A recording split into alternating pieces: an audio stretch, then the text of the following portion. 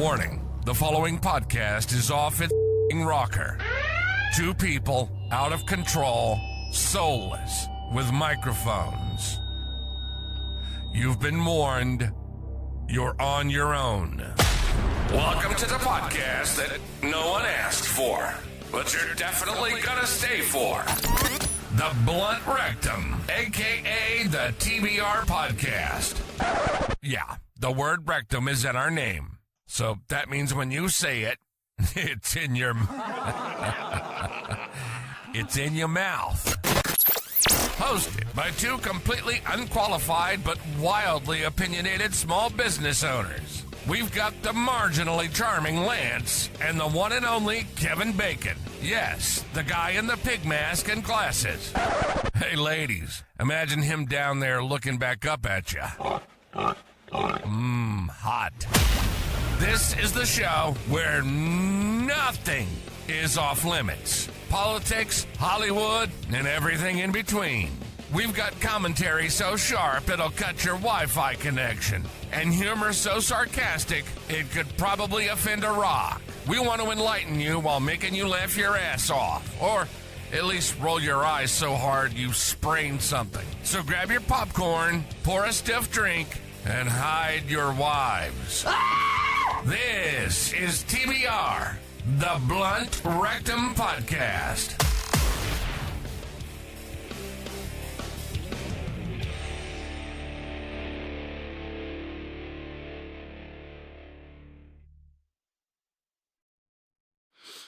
What's up, everyone, and welcome back to the Blunt Rectum. I'm your host, Lance, the a-hole himself, and we're sliding right back in your ear holes for another unapologetic episode of the Blunt Rectum, where we dig deep into the ridiculous, roast the absurd, and make sure no cheek is left unclenched. Well, brace yourselves, folks, because this backdoor broadcast wouldn't be half as greasy without my crispy co-conspirator. Ladies and gentlemen, weirdos and wastrels, you already know the score. This show would be nothing without my masked maestro. He's a walking enigma. He's a swine in disguise. A man whose blood type is officially listed as honey barbecue on his birth certificate. A man who got banned from an all-you-can-eat salad bar for bringing his own flask of ranch while making sexual gestures at the croutons. He's the only human alive who can make a PETA protester apologize and have a cardiologist standing by just to watch him chew. Some say he's a myth. Others say he's a misdemeanor waiting to happen. But in this studio, we just call him the ham-fisted harbinger, a.k.a. my co-host, Kevin Bacon. Kevin, how you doing today, man? I'm doing marvelous. You look at, man, you keep losing weight. You keep losing this weight. I'm going to have to come up with better jokes. There can't be fat jokes anymore with you losing all the weight. Yeah, I'll officially become Kevin Turkey Bacon. Nice. All right. Well, this is the big episode where we were going to go over this alien interview. And I kind of left it out there the last episode. We were going to go over this. We're going to go through these videos real quick. There's 4 videos total. And we'll go back into this. While we're going through these videos, though, I want you to kind of keep in your mind, present day circumstances, things that are going on in the world currently. Because there's some things here that kind of allude to present day circumstances, even though this alien interview is supposedly happened back in June of 1964. So we'll see how this all adds up. And then I've got my own theory on it, and I'm going to let that theory fly at the end of these videos. So let me go ahead and share the screen here so you guys can see what's going on.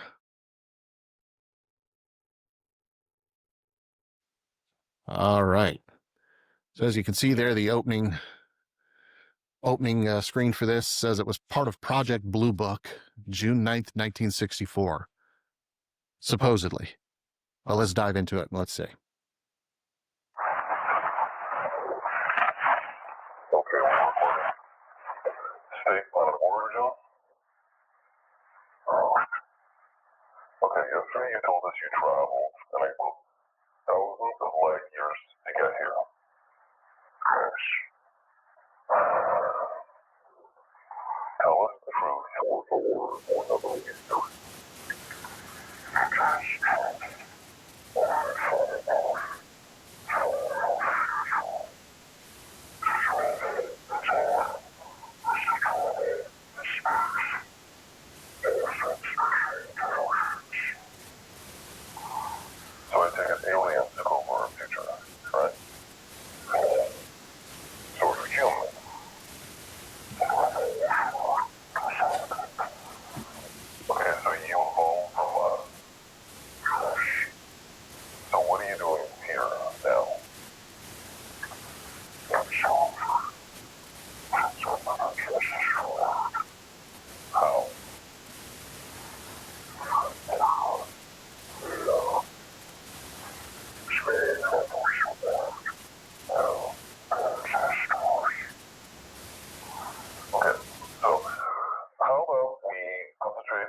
your time.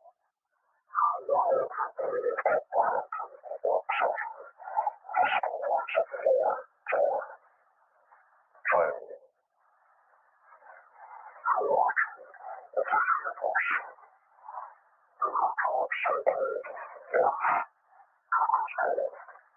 Wait, so you know the meaning of blank? What's the difference?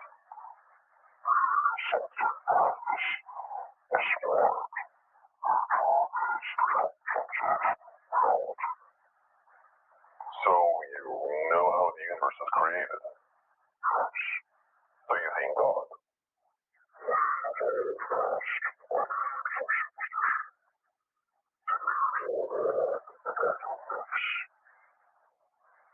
Okay, illuminate us. What happens when you die?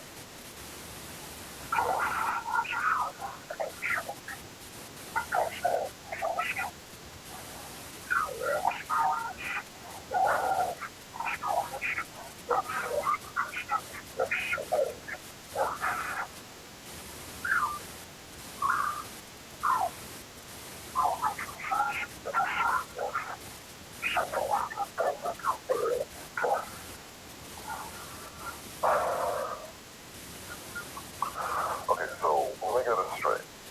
There's no death, and we all experience each other's lives, right? Okay, so how was the universe created, and why is it so perfectly made for us?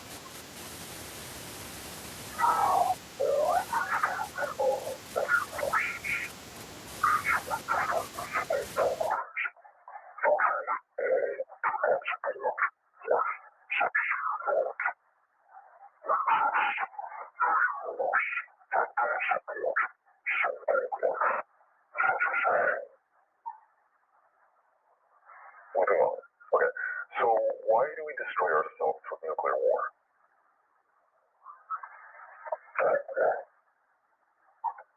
Can you be more specific, please?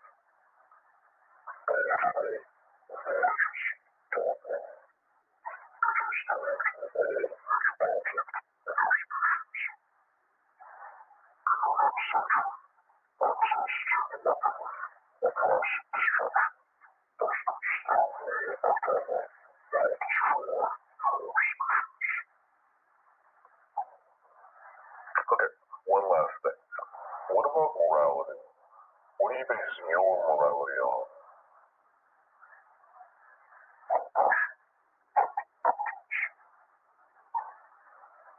I see. Okay, that's it. Thank you.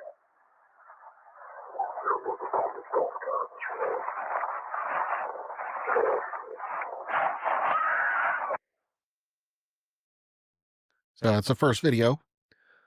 Little bit of an odd, just overall flow for the interview itself. Let's get into the second one here, though, because there's a lot to put together here. I want us to have all the information out there first and foremost before we start discussing. So here's video number 2.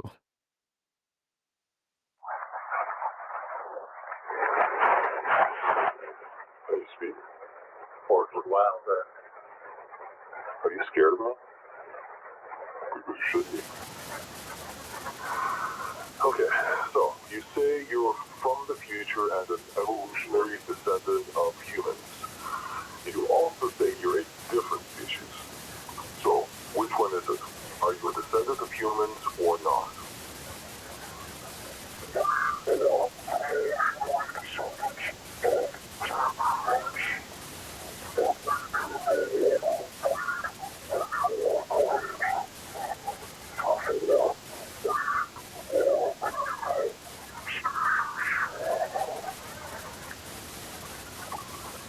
Then how do you English?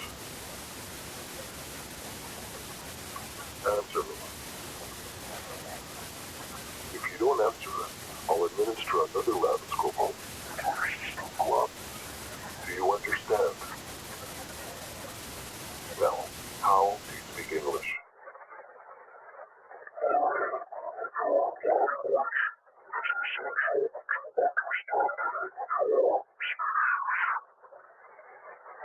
So you just picked up English, just like that, because you're so smart, right?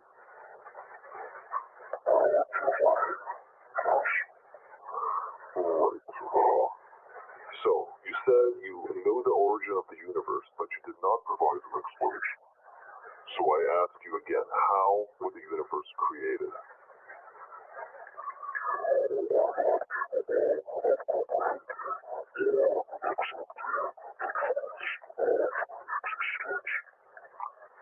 Answer the question.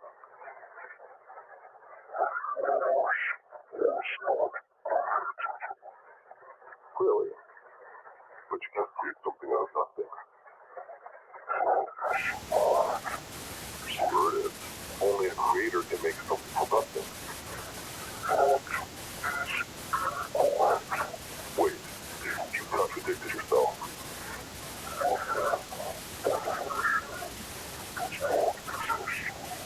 No.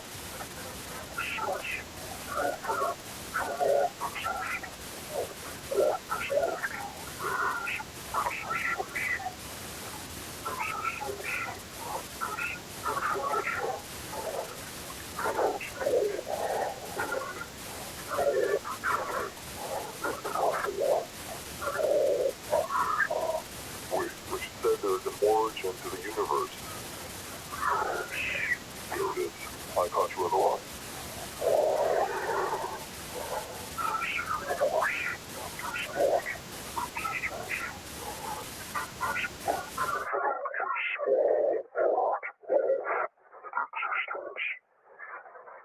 Right, so now you're talking nonsense. Again, how was the universe created so miraculously?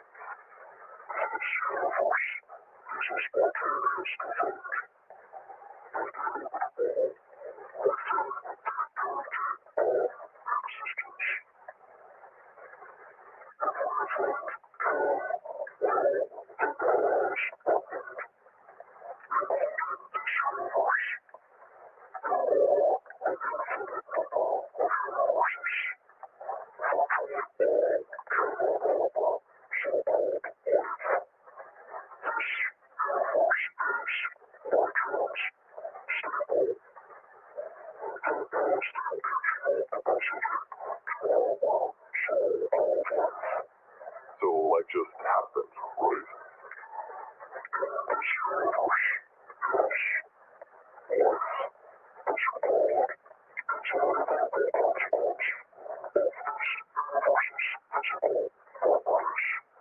So are you telling me we're just random?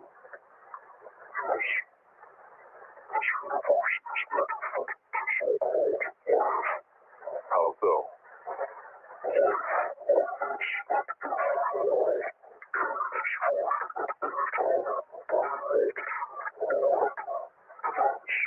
Such as?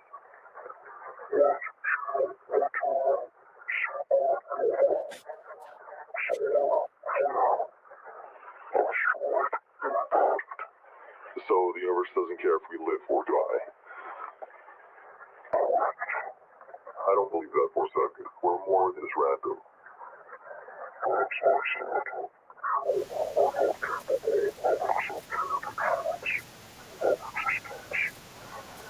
So, if we're just random, then there's no meaning to the universe. If there's no meaning in the universe, then what's the point of living? You just contradicted yourself again.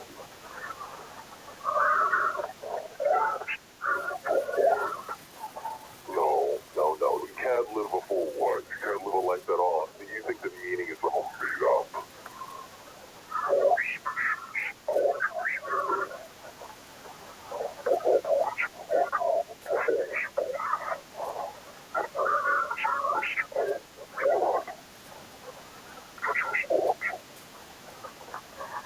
So, what is meaning?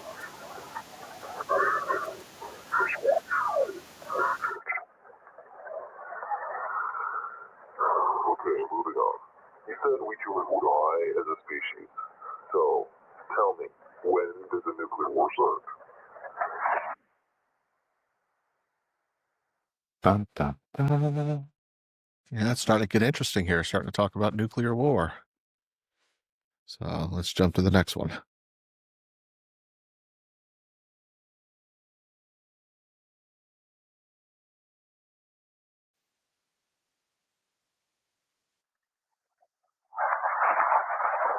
So, tell me, when does the nuclear war start?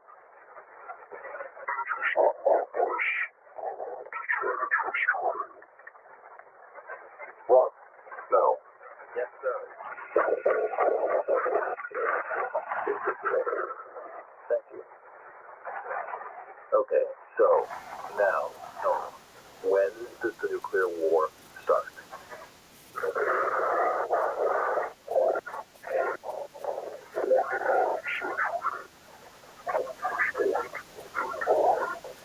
Okay, by whom?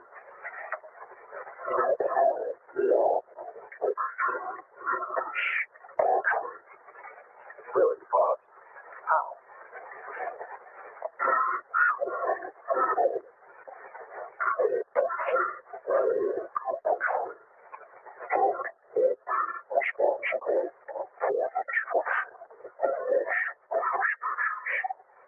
Interesting.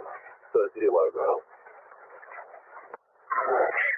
Oh, well, great. So just tell me the name and we'll go.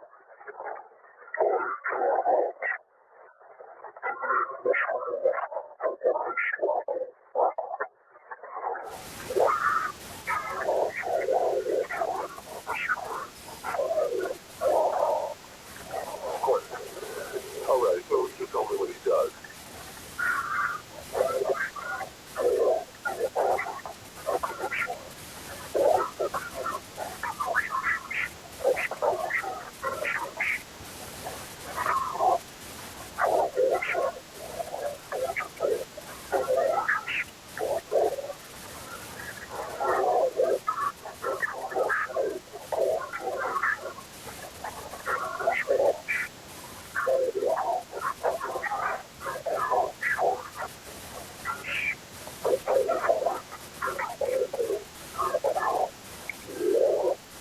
So, don't blow up.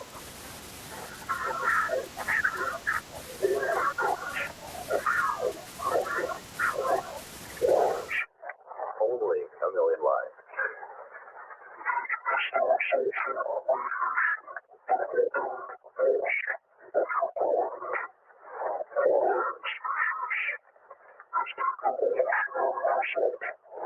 Okay, so how do we stop this?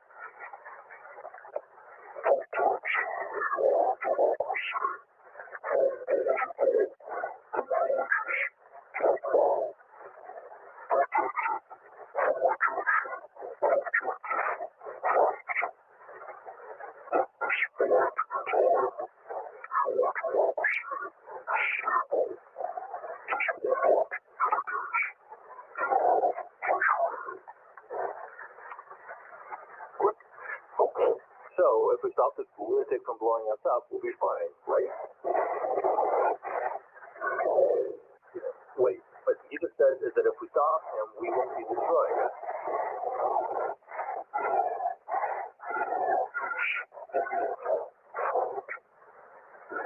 And what's the...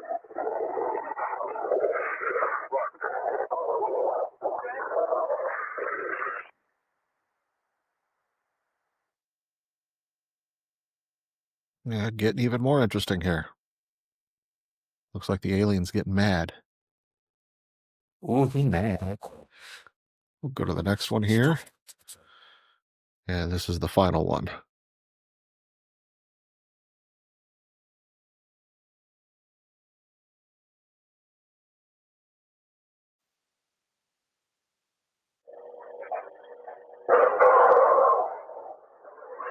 How much time is it now? It's very weak, sir. How much time? 10 minutes, maybe. Good. Another shot. Sir, it might kill him. No. Yes, sir.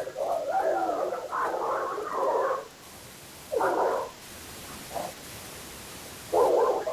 He warned of another threat, sir. We'll get to that. Speaking of time,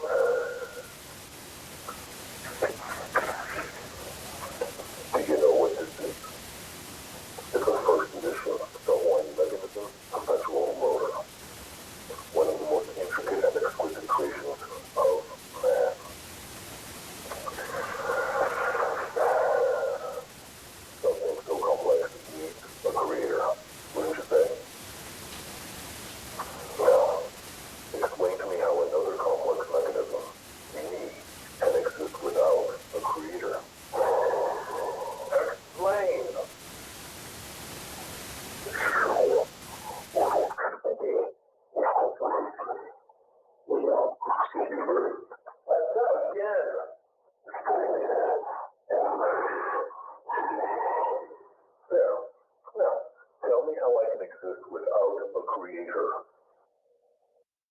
It takes $1 million to train a Navy SEAL. So if you're able to extend or improve warfighter performance in a I had to sneak it out.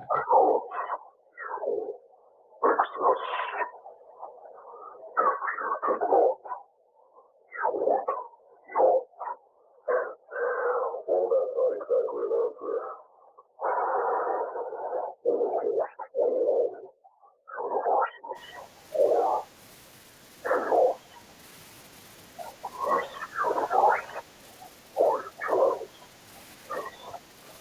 Yeah, you mentioned that.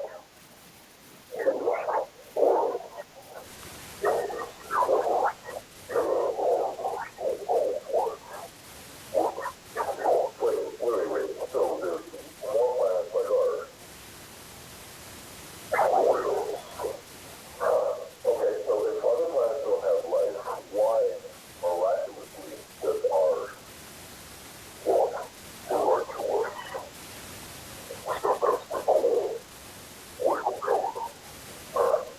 Explain.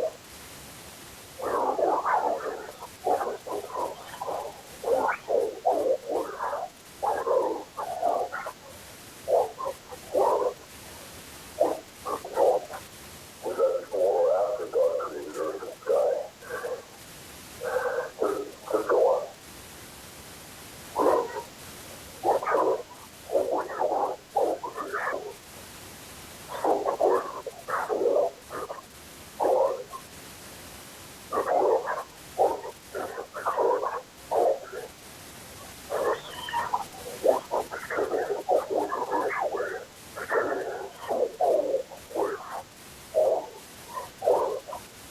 So that's it.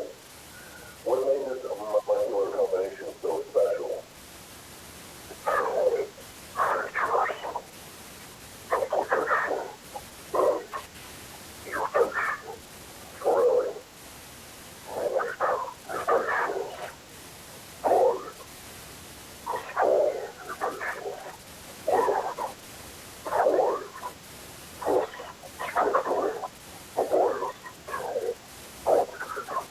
You don't say.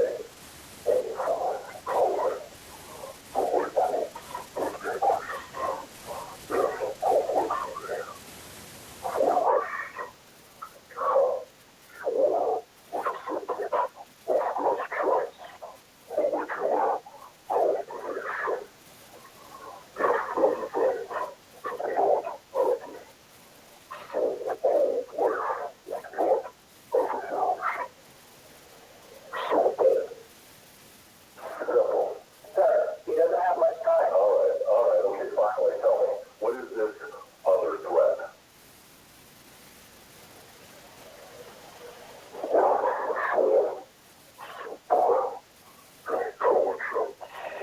See what?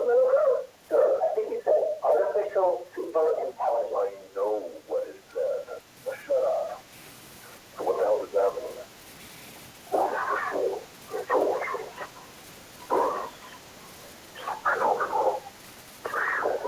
Intelligence. Well, that's impossible. Think about it, sir. I mean, the world's computer were tested into mass shutdown. Yes, sir. Okay, so this artificial super intelligence is a computer.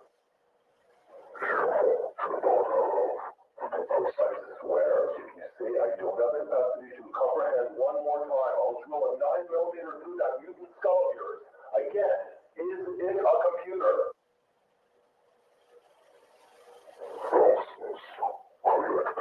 And you're saying they're as smart as people?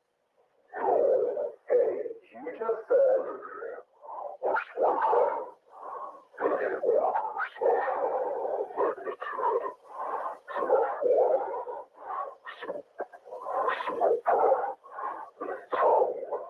Hey, wake up.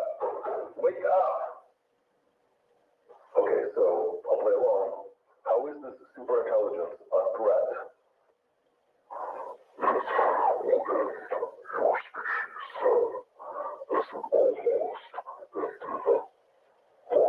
How?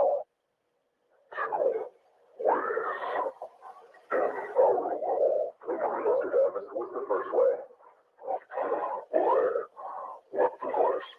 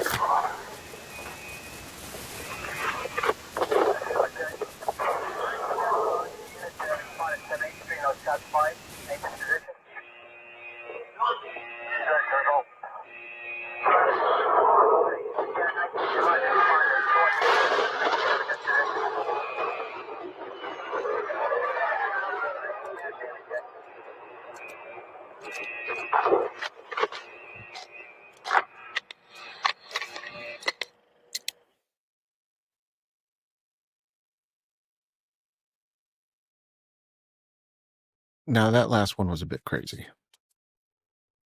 All right, Kev, what's your thoughts on this thing? Yeah, I was trying to watch through the whole thing, trying to find inconsistencies with shading and just the way they were talking, and I couldn't find any.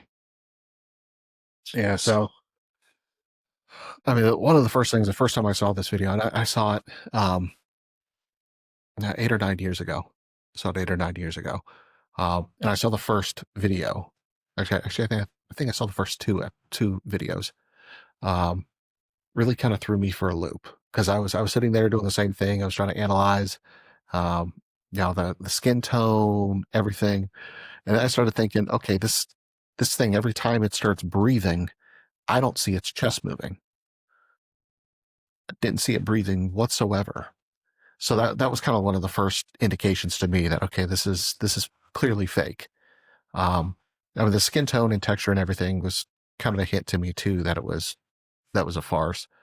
Um, but the thing that got me was there were so many things that were being said that kind of correlated over. What did you catch that maybe correlated over to present time? Just as far as like, a person that is just ruling for a short period of time, uh, with Trump, I think that's got a little bit to do with some things, and then how everybody's hating him, and that's that dogma coming out. Yeah, yeah, and I agree with that. It's odd. There were so many little subtle hints throughout the entire thing. One, I mean, that that first screen there, it says, June 9th, 1964. Um, one of the things that gets mentioned there is this person alive today? Yes, the alien replied, yes. Donald Trump was born in 1946. So he was alive when this video was made. It repeatedly refers to protect your democracy, political and religious dogma, which we're seeing that a lot right now. You're seeing a lot of, trying to keep Christianity in the United States government. This government was founded on Christian beliefs, one nation under God, just kind of like we have on most of the currency. Uh, yeah, it kind of threw me for a loop there. It mentioned AI, which in 1964 they would have no idea about AI or artificial general intelligence whatsoever. But in present day, now at least since the Terminator movie, what was it, 88, I think, 88 or 89, uh, we've we've know the concept of artificial intelligence. In fact, we knew it before then, but it just became mainstream with the Terminator movie, and it talking about artificial general intelligence. Um, Well, but if you look back at the history of artificial intelligence, it actually goes back to 1956 yeah, with John McCarthy, where they were just testing little things like it says with the checkers program. uh-huh. Um, so I mean, there was a little bit happening, but I don't think that they could have foreseen it to where it is today. And then what it's saying by 2050, that it's going to be even worse. Yeah. So the artificial general intelligence, that comment stood out to me because we are dealing with that present day. Clearly, just by that little history that you mentioned there, it would have been known in 1964. Um, and there was probably already some theories out there that artificial general intelligence or AGI could potentially end the world, could end humankind. They were probably already thinking about that. Um, let's let's divert a little bit, and then we'll circle back to that. Um, it talked about moving through time and space, and that time and space for it, um, they're one and the same. And in present day, we've got people out there. We've actually got a big disclosure thing going on right now, um, in Congress where they are trying to get all of the information out there for everyone. And you've got someone like Anna Paulina. Oh, Anna Paulina. Was just on TV just the other day. Actually, let me find it real quick.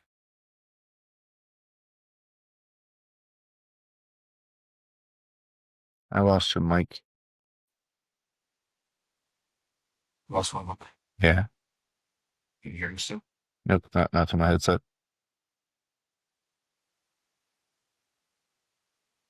Have your pocket now? Mm. Like if you were to talk right now, your thing doesn't line up. There you go. Now you're back. Okay, it's probably just an internet speed issue. Okay. All right. So here's an interview with Anna Paulina Luna. She was just in this, she was in a skiff the other day, and she was talking about some of the evidence that they found regarding UAPs. The interdimensional beings, quote, we're on the record talking about, quote, non-human life forms that could be interdimensional beings who are visiting us. Can you just explain more to people at home what that might mean? Yeah, so that's definitely a mouthful, but that is directly based on information that we've received from witnesses, also information that we have obtained and witnessed via our investigations. There's some stuff that I can't disclose of what I have immediately seen in some of these skiffs, but what I will tell you is this is not just some crazy conspiracy theory. Obviously, there's been massive reporting, not just in the United States, but around the world. And this is something that I think everyone kind of, has always had some curiosity about. We're just simply asking the questions. Yeah, and it feels like we're building towards some sort of disclosure. I know many people are hoping that Donald Trump is president and that he's ultimately the person that allows that to happen. We're on the record talking about, quote, non-human. All right. So there she was talking about interdimensional beings. And they've seen evidence, they've seen proof of it, apparently, that there's something going on that is not human. So they're talking interdimensional beings. This alien was talking about, this interview was talking about, space and time, traveling through it. You've got some scientists out there that are saying that gravity itself, because we still don't understand gravity. We know that it's such a thing, but they are hypothesizing that gravity is actually caused by a different dimension. Like it's it's the most basic dimension that is a part of our universe. Really, really kind of like a head trip thing there. And it stood out to me when I heard that initially, because there was another scenario. Let's see, right here, actually, Ashton Forbes. There's another scenario involving dimensions and gravity. And it was actually discovered by this guy, Ashton Forbes. He actually pulled up some footage off of some of the government drones that were out and caught the whole Malaysia flight that disappeared back in 2014. And here he's got FLIR footage that he was able to get, and it shows these orbs flying around the Malaysian flight. And then the entire thing just disappears as if it flew into a wormhole. It is just absolutely wonkers. And it reminds me of the whole interdimensional thing. I'll actually put some audio to this so you can hear it. Oh, he doesn't have audio on it. That's fine. So yeah, you see there, it just blinked out of existence. And I believe he backs it up here in a second. Yeah, he zooms in on the orbs. So these orbs are flying around.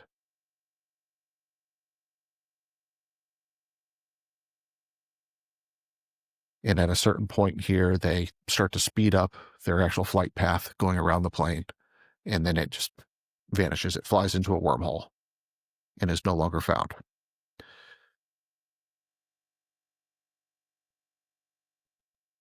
Yeah, here's the actual slow-mo footage of it creating the wormhole.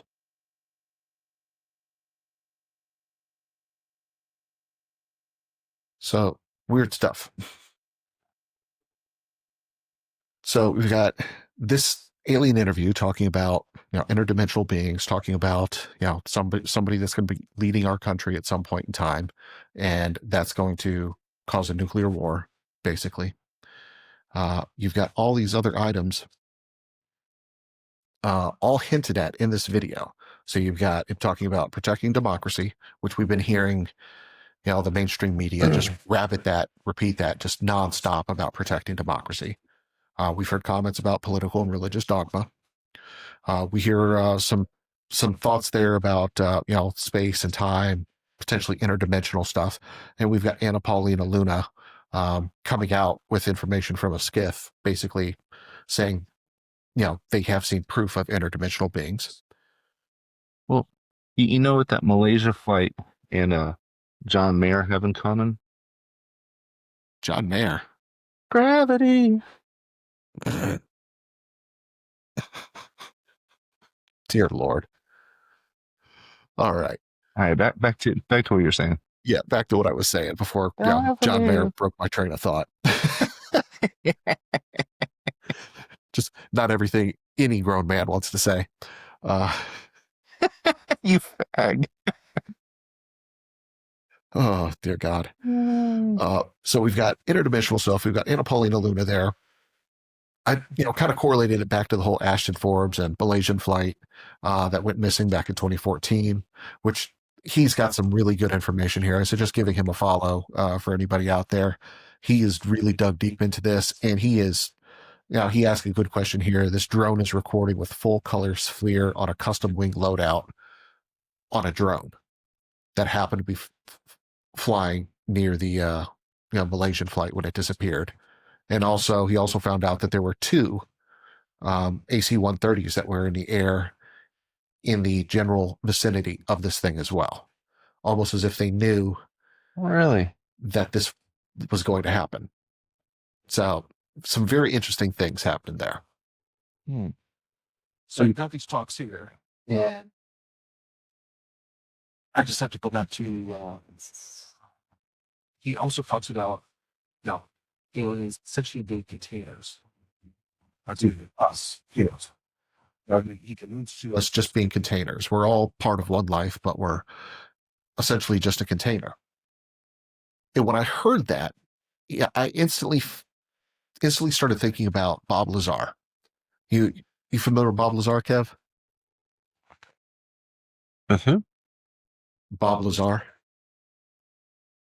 Is that Prince Ali's father? You said Azar? Bob Lazar. Oh, Bob Lazar. Is he Russian? No, he's American. So back in the 80s, it was 1989 actually. He came out, and he was one of the very first. Go ahead. Hey, did he come out like John Elton? No. He came out in like 1989. It was very late 80s, but he came out and he was basically the first to come out and say, we have alien craft. Oh. He worked at a subsection of Area 51. It was called Area S4, but it was still there with Area 51, but it was like a couple miles off to the side of it. But he actually made mention. Let me find it. I bookmarked it here earlier. Here we go. He actually made mention in one of his recordings about humans being containers. See if we get audio. Yes. I was hired in December of 1988 to replace one of these men. These beings conveyed information about the capability of affecting the human brain to anesthetize the human body. This is done without any physical contact from a remote source. For this anesthesia to be accomplished, the brain has to be in a relaxed state similar to that required for hypnosis. If the brain is subject to any external stimulation like stimulant drugs or loud music, this manipulation of the nervous system is ineffective. These beings said that man was the product of externally corrected evolution. They said that man, as a species, had been genetically altered 65 times. They referred to humans as containers, yet I don't know what we're containers of. As I'm sure you now know, it was an hospital. I was hired in December of 19. So yeah, that's Bob Lazar. I've got another one of him bookmarked here as well. He's starting to make a comeback because there's several new things regarding disclosure that are coming out. He looks like he came out.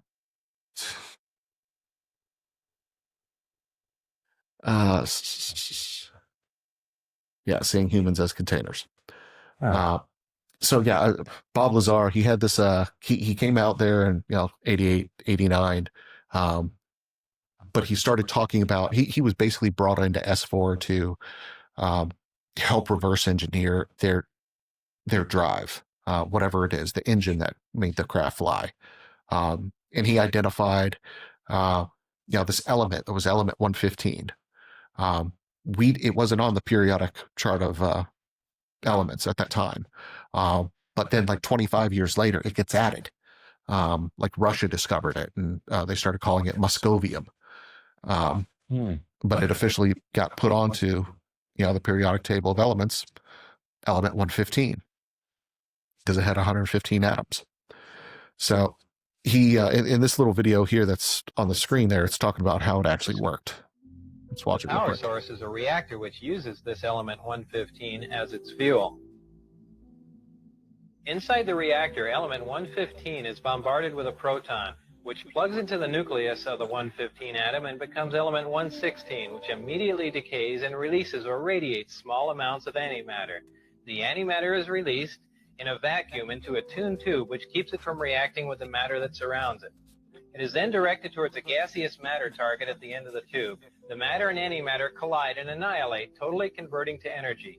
The heat from this reaction is converted into electrical energy in a near 100% efficient thermoelectric generator. This is a device that converts heat directly into electrical energy. This particular disc appeared to be in excellent condition, and because of its sleek appearance, I nicknamed it the Sport Model. The Sport Model is about 16 feet tall and 40 feet diameter. The exterior skin of the disc is metal, which is the color of unpolished stainless steel. The Sport Model sits on its belly when it's not energized. As you can see, the hatch is located on the upper half of the disc, with just the bottom portion of the door wrapping around the center lip of the disc. The interior level of the disc is divided into 3 levels. The lower level is where the 3 gravity amplifiers and amplifier guides are located. These are the things used to amplify and focus the gravity A wave that we learned about in our science lessons. The reactor is located directly above the 3 gravity amplifiers on the center level and is in fact centered between them. The reactor is similar to this half-scale model. The element 115 is machined into triangles like this and is then inserted into the reactor. This piece of element 115 is the source of the gravity A wave, as well as the target that is bombarded with protons to release the antimatter. The center level of this disc also houses the control consoles and seats, both of which were too small and too low to the floor to be functional for adult human beings.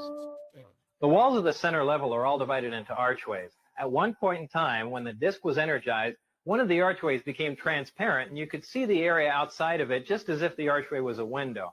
After the panel had been transparent for a while, a form of writing, which was unlike any alphabetic, scientific, or mathematical symbols I've ever seen, began to appear on the transparent archway. I was never given access to the upper level of the disc, so I can't enlighten you as to what the porthole-like areas are, other than I can assure you that they're not portholes. The S4 installation is built into the mountain, and the 9 hangar doors are angled at about 60 degrees.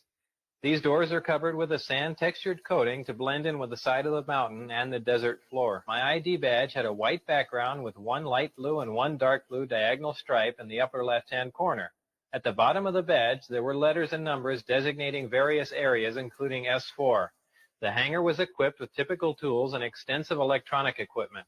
The gravity amplifiers of the disc can be focused independently, and they are pulsed and do not stay on continuous. As you can see, as the output of the gravitational field from the amplifiers becomes more intense, the form of space-time around the disc not only bends upward, but at maximum distortion actually folds over into almost a heart shape around the top of the disc. The program out at Area S4 consisted of 3 projects: Project Galileo, Project Sidekick, and Project Looking Glass.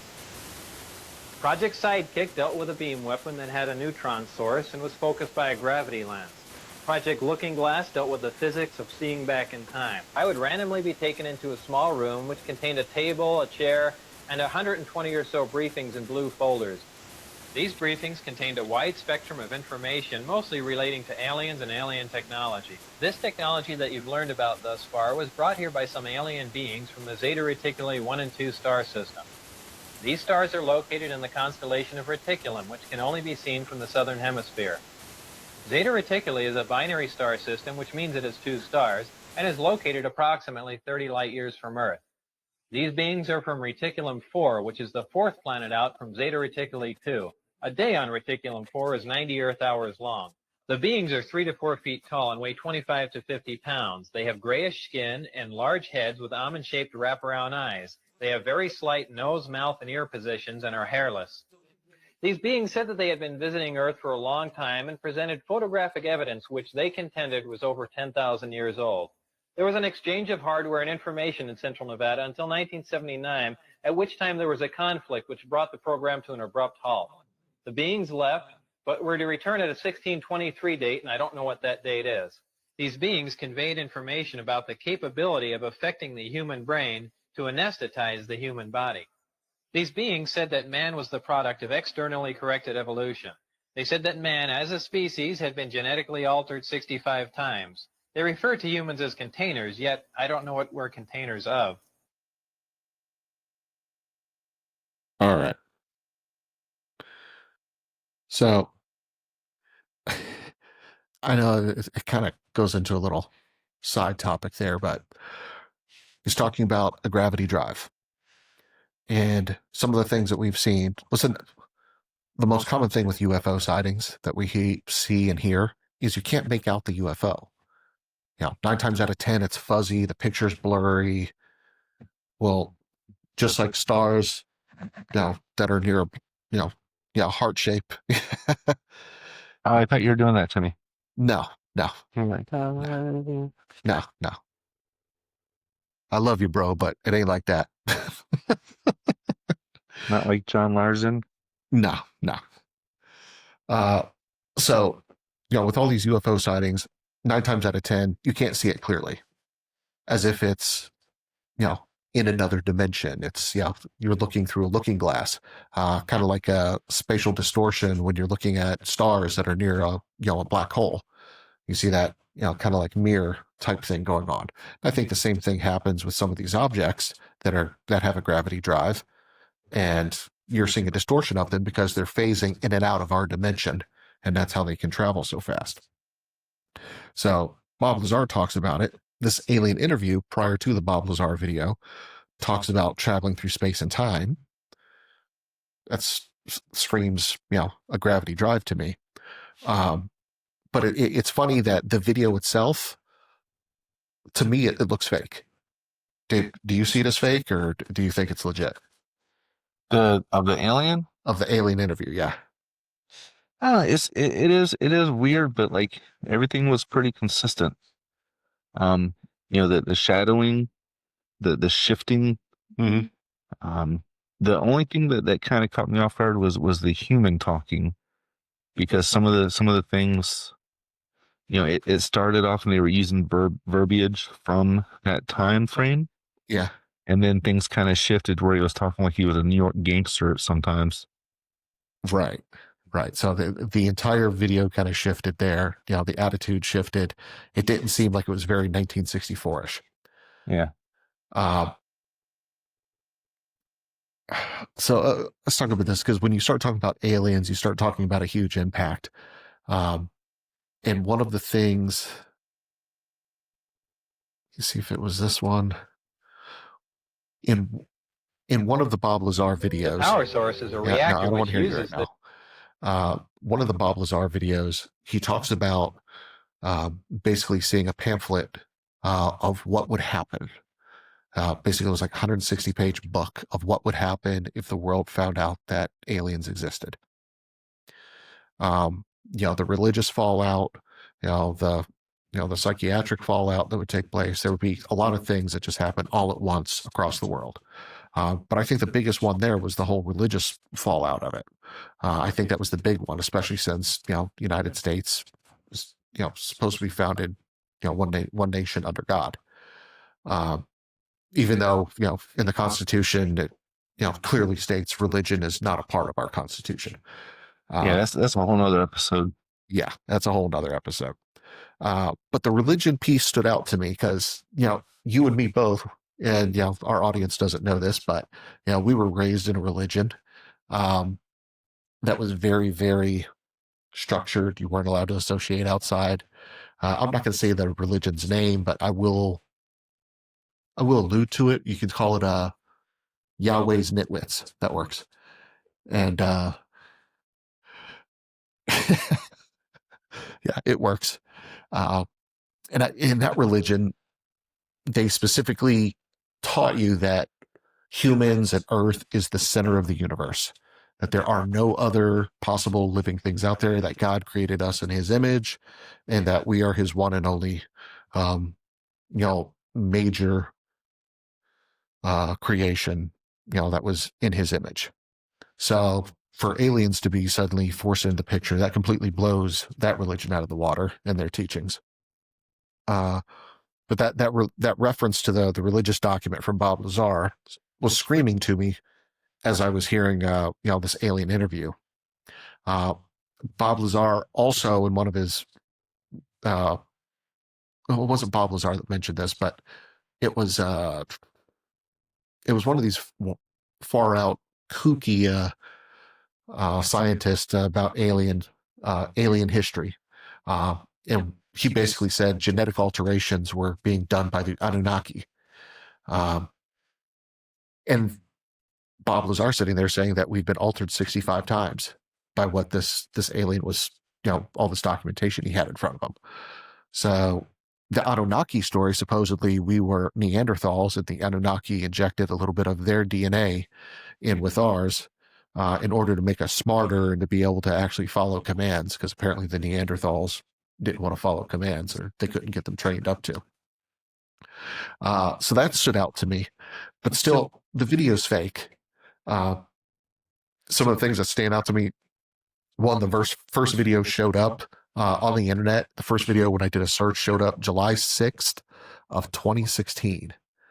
If you think about the timing and the correlation there, Donald Trump took his trip down the Golden Elevator. It was June of 2015 that he took his trip down the elevator. So this first video came out a year after he came down the elevator. Very coincidental. At the same time that he came down the elevator, you had political rivals that were coming up with Crossfire Hurricane, that whole conspiracy and scandal. Then you had, the media was alluding to the Russia hoax, that he's a Russian pawn, and you had all that standing out. And then you had this video and all the subsequent videos behind it that came out. So I see this video as this entire, assortment of videos. I see them as just being propaganda to try and twist someone into the frame of mind to assassinate Trump. That's how I see it. Somebody like Thomas Crooks, Butler, PA assassin, weak-minded individual. He, could have seen a video like this and say, okay, I've got to stop the end of the world. I've got to stop this and, take Trump out. Could have been the same thing with Ryan Ralph, the West Palm Beach attempted assassin. He may have seen a video like this, and there's no telling how many people have seen this video and think that it's, that it's gospel. That's 100% true. I look at it and I see that as, what was it? The military and all the subsequent, industries that work with the military are typically about 30 years ahead from a technology standpoint. So looking at all the CGI and everything that was here on this video, I could see it. Potentially being that good to camouflage back in 1964, but I doubt it, because 1964 stuff was still vague, and you get upscale off of the whole data stuff like that. I don't see it as being accurate. What I do see it though is there were so many references to, alluding to this leader that was going to take control, and then you also have, the mention of AGI. I think this video was basically put together by the military industrial complex. Because you take a look at what's going on right now, you've got Donald Trump and Doge that is fighting corruption and rooting out all the corruption and all the fraud in our government. And everything has a receipt. But now that they've implemented Doge and they have all of this going on, there's no way to hide the money anymore. You had USAID that was just funneling out millions and millions of dollars. And, they could easily funnel the money into, several ghost corporations and then continue funding these projects. everything in the military budget wise, they've got to have a receipt on what's being, where it's being spent. So now that Trump is in office and you got Doge taking action, you got USAID being shut down, their money faucets are being turned off. And they probably saw this coming because Trump is a businessman. He doesn't like waste, doesn't like to see the wasteful spending. So they probably saw this coming. And that's why they said, okay, let's get this video out there.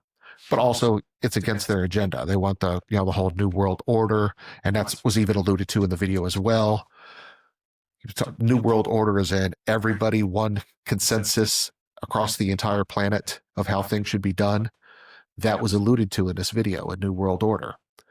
So I think the powers that be, the deep state, the war machine, whatever it may be, someone somewhere involved in the government put these videos together specifically to try and get Donald Trump assassinated. That's my thoughts. Yeah, and I just did a search on YouTube, for that Alien 1964 video, and there's ones that have a couple 1,000 views. There's one that has 10 million views, and so I could guarantee you that out of 10 million views, there's at least a handful of people that would be crazy enough to see that and think that they need to do something. Yeah. I mean, we've already seen cases of it. I mean, you've got crazy people that are influenced every day by some of this stuff. One thing I didn't touch on that I just thought of, not me, definitely not. During the alien interview there, along with AGI, it said the second thing was to replace reality. Immediately, I thought of the Matrix. Yeah. Immediately. And you hear, people like Tim Pool that talk about, you'll live in your pods and you'll eat the bugs and you'll do what's good for you. That's something that Tim Pool says. That's what the government wants. They want us to, they want that virtual reality when artificial intelligence takes over and you've got robots that are doing all the work. They want you sitting there eating the bugs, living in your pod, just like it's, you're living in a virtual environment, the Matrix. So that stood out to me immediately hearing that. Let's see. What else? You got any other thoughts on this, Kev? No, I liked when we were watching the Bob Lazar tape, and he started talking about the 115, and my mind just went because like in middle school, I was actually really I was a real nerd, and so the periodic table, I was like, huh, and so for some reason I Googled element 15 instead of element 115, and it popped up as the group where all those elements come together, but it says that the 115 is not a metal. But then it's like, well, why is it in the group that is part of metals? Yeah. It was just weird stuff, so I was like, so I'm thinking about going back to the periodic table and just kind of doing some research on that stuff. Okay. I like it. Oh, that's good. Any way we can educate, whether it's educating ourselves or educating our audience, that's what we want to do. So something else I just thought of, during that alien interview, he talked about replacing reality. He also talked about essentially people getting lazy. That people, there would be no need for work. People would just start to die away and stop procreating. People just get lazy in general because all their needs were being met to them. And immediately in my head, I started thinking about the Universe 25 experiment. Are you familiar with that one? I'm about to be. So the Universe 25 experiment, it happened back in the 60s. Basically, what it boiled down to was the scientists made a perfect mouse environment. Basically, you could call it the mouse utopia. Yep. And he put a couple mice in it. They started procreating. All their needs were met: food, water, play, all of that. And it just kept growing and growing and growing. And eventually it grew to the size where he had to start classifying the mice into different groups. And he did classify one set of the mice into what he preferred what he referred to as like the beautiful mice, that like the beautiful people. And the beautiful people, the beautiful mice didn't want to talk or interact or do anything with anyone. They just stayed in their little rooms, ate, got fat, and did nothing. But they wouldn't associate, they wouldn't even bother to breed with other mice. So they stopped basically all social interactions, all procreation. They started abandoning their young. And immediately I started thinking about things that are happening in present day. If, robots, let's say Optimus gets, a really good intelligence in it and starts taking over factory work, taking out the factory jobs, people start going home, they start going into their, whatever virtual reality games, whatever thing they're doing, they're going to start getting lazy. And eventually I think this is what's going to ultimately end up happening. If we go down that route, is this Universe 25 experiment, which basically Universe 25, ultimately all the mice died because they stopped exercising. All their needs were being met. They stopped procreating. You had the beautiful people, the beautiful mice. And I think right now we've got, a small class of humans that may refer to themselves as beautiful people. The beautiful people, the beautiful people. And it does not involve Marilyn Manson. He could procreate with himself. And I'm pretty sure that one's a farce too. All right. Kev, you got any more thoughts on this? No, I'm just going to do a little more research on it because it's pretty cool. Yeah, it's out there. The whole referring to us as containers, that really throws me for a loop because, you've got... It just takes everything we've been told and throws it out the window. It does. And now you've got doctors that are saying that, our personalities, our soul, our essence basically is a quantum signature. And that, because it's quantum, it never actually dies. It just disappears. It goes elsewhere when we pass away. So there may be such a thing as life after death. We don't know. But it really is eye-opening hearing some of this stuff, especially, mentioning us as just containers. It really makes you think, especially since, Yahweh's nitwits, believe that we're the center of the universe, and we may not be. All right. Well, I think we're going to wrap it up here. Folks, that's a wrap on this episode of the Blunt Rectum. We've probed the unknown, we've questioned reality, and hopefully we've left you wondering if that probing sensation is just hemorrhoids or something extraterrestrial. Yeah, nothing says mind blowing like an alien spilling his beans or whatever do they spill on live tape. If that didn't make your brain feel violated, I don't know what will. Good Lord. So a massive thanks to everyone who stuck around for this close encounter. Without you, we'd just be two weirdos getting abducted by our own bullshit. And if you have survived this invasion and want more, smash that subscribe button wherever to get your podcast. Drop us 5 stars. Unless you're an alien gray, then maybe just beam us 4. Okay. Who writes this shit? So follow us on X for more out of this world snorts, clips, and updates. We've got plenty more blunt truths, rectal revelations, and cosmic conspiracies headed your way. Until next time, keep your back door locked. Question everything, and remember, the truth is out there, but it might just be up there. All right. I'm Lance. And I'm that big, sexy pig masked Kevin Bacon. All right. Signing off from the Blunt Rectum. Remember to stay regular, stay skeptical, and be sure to watch the skies. Peace. This has been the Blunt Rectum Podcast. Now you say it. The Blunt Rectum Podcast. So now our ass has been in all of your mouths.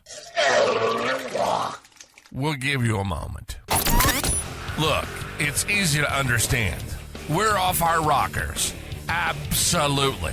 but we have opinions. Really, more importantly, we're off our rockers and we just want to make you laugh. So we hope you enjoyed the show. If you did, make sure to like, rate, and review. And if you didn't like the show and you made it this far, who's the idiot? Find us on Twitter at The Blunt Rectum and search for The Blunt Rectum on Facebook. We'll be back soon. In the meantime, tell your mom we apologize for shaving her back when she was asleep. We just couldn't take it anymore.